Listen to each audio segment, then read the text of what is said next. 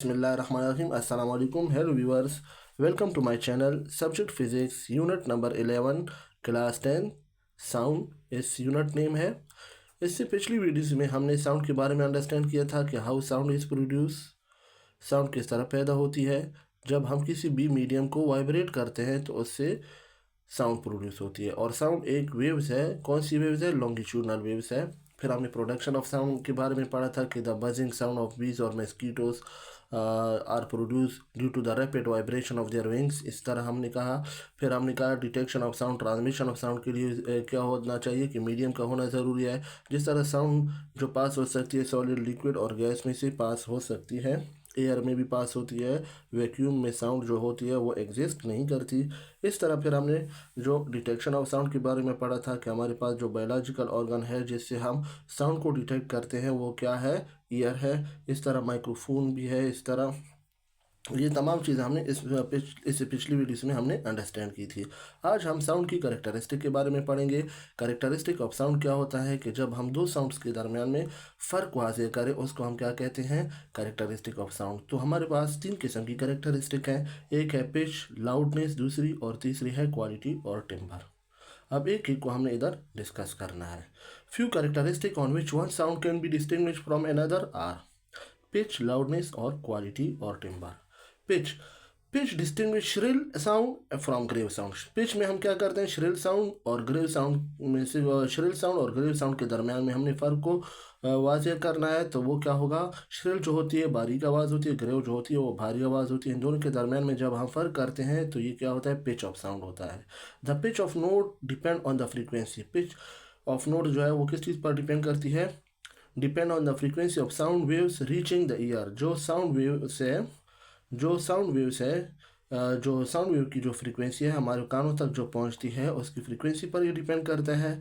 A high pitch note has a high frequency, जिसका pitch note ज़्यादा होगा उसकी फ्रीक्वेंसी भी ज़्यादा होगी। एंड अ शॉर्ट वेवलेंथ, और उसका वेवलेंथ शॉर्ट होगा। A low pitch note has a low frequency and a long wavelength, और जो लो पिच नोट होगा उसकी फ्रीक्वेंसी लो होगी और उसका वेवलेंथ लॉन्ग होगा। For example the sound produced by man, अगर आवाज़ जो है वो आदमी की आवाज़ है, डॉग्स, फ्रॉग्स एक्सेट्रा, इनकी जो आवाज़ है आर ऑफ लो पिच, इनका पिच जो है वो लो है, इनकी आवाज़ जो है वो ग्रेव है, क्या है? भारी आवाज़ है, और इनका पिच लो है।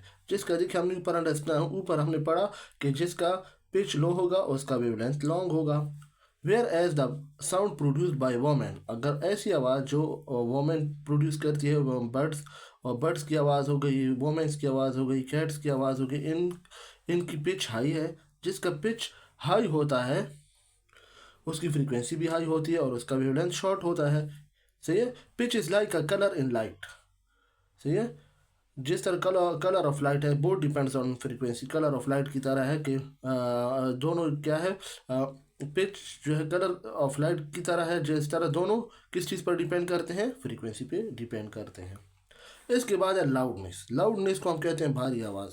The greater the sound energy the louder is the sound. जितना साउंड एनर्जी ज़्यादा होगा उतना आवाज़ भी लाउडर होगा।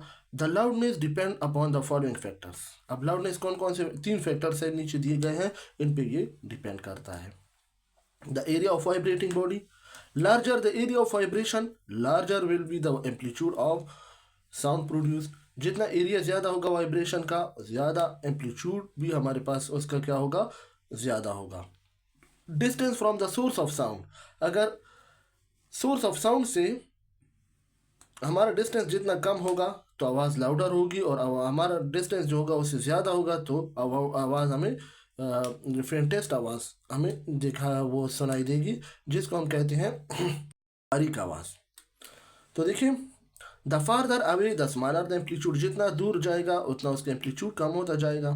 Material through which sound is travelling, अब मटीरियल पे भी ये डिपेंड करता है कि किस मटीरियल पे ये जो है साउंड वेव्स जो है वो material through which sound is travelling, कि किस मटीरियल पे ये साउंड जो है वो ट्रेवलिंग कर रहा है। Amplitude of sound wave is different in different material, sound waves का जो एम्पलीट्यूड है मुख्तलिफ मटीरियल के लिए मुख्तलिफ है।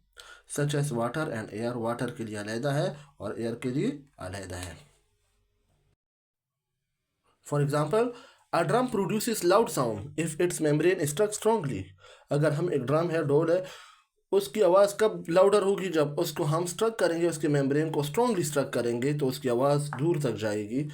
This is because the vibrating body start to oscillate with larger amplitude. Vibrating body जो स्टार्ट होगी, ओसिलेशन स्टार्ट करेगी, लार्जर एम्पलीट्यूड के साथ वो स्टार्ट करेगी, and therefore the sound it produce also has a larger amplitude. और वो जो साउंड प्रोड्यूस करेगा वो लार्जर एम्पलीट्यूड के साथ साउंड प्रोड्यूस करेगा, जिसके नतीजे में साउंड जो होगा वो लाउडर होगा। As a result the sound is louder. इसके बाद है क्वालिटी या टिम्बर। क्वालिटी और टिम्बर में ये होता है कि हमारे पास सेम पिच है, कि ऐसी आवाज़ें हैं कि जिनकी सेम फ्रीक्वेंसी है सबकी, लेकिन उसमें अगर हम फ़र्क को वाज़ेह करें उसको हम क्वालिटी या टिम्बर ऑफ साउंड कहते हैं। The property of sound by which two sound of the same loudness and pitch are distinguish from each other. यानी ये आवाज़ की वो खसूसियत है कि हमारे पास दो आवाज़ें हैं और दोनों की लाउडनेस और पिच सेम है, और इन दोनों में हम क्या करें, फ़र्क को वाज़ेह करें तो उसको हम कहते हैं क्वालिटी या टिम्बर ऑफ साउंड कहते हैं। The same note on different instrument sound is different. Same note हो, मुख्तलिफ इंस्ट्रूमेंट है और उसको हम फ़र्क, we say that the note differ in quality of timbres. For example, when a piano and a flute are made to produce sound of same loudness and pitch। अगर एक piano है और एक फ्लूट है, दोनों जो है आवाज़ प्रोड्यूस करते हैं सेम लाउडनेस और सेम पिच के साथ, तो हम उन दोनों में जब हम फ़र्क करें कि ये पियानो की आवाज़ है और ये जो है फ्लूट की आवाज़ है, तो उस फ़र्क को हम क्या कहते हैं, क्वालिटी या टिम्बर ऑफ साउंड कहते हैं। We can easily distinguish between the overall sound from piano and flute. जब हम इन दोनों आवाज़ों के दरमियान में हम फ़र्क को वाज़ेह करें तो वो हमारे पास क्या कहलाता है, क्वालिटी या टिम्बर ऑफ साउंड। इसी तरह अगर कोई नगमा हो या कोई नगमे में दो तीन बच्चे हों और वो एक ही टाइम पे क्या है कोई नगमा गा रहे हो और उनमें जब हम फ़र्क करें कि ये फ़लाँ की आवाज़ है और ये फ़लाँ की आवाज़ है, तो उसको भी हम क्या कहते हैं, ये क्वालिटी या टिम्बर ऑफ साउंड कहते हैं। तो यहाँ तक हमारा ये टॉपिक कंप्लीट हो चुका है। इंशाल्लाह नेक्स्ट वीडियो में फिर मुलाकात होगी। अल्लाह हाफिज़।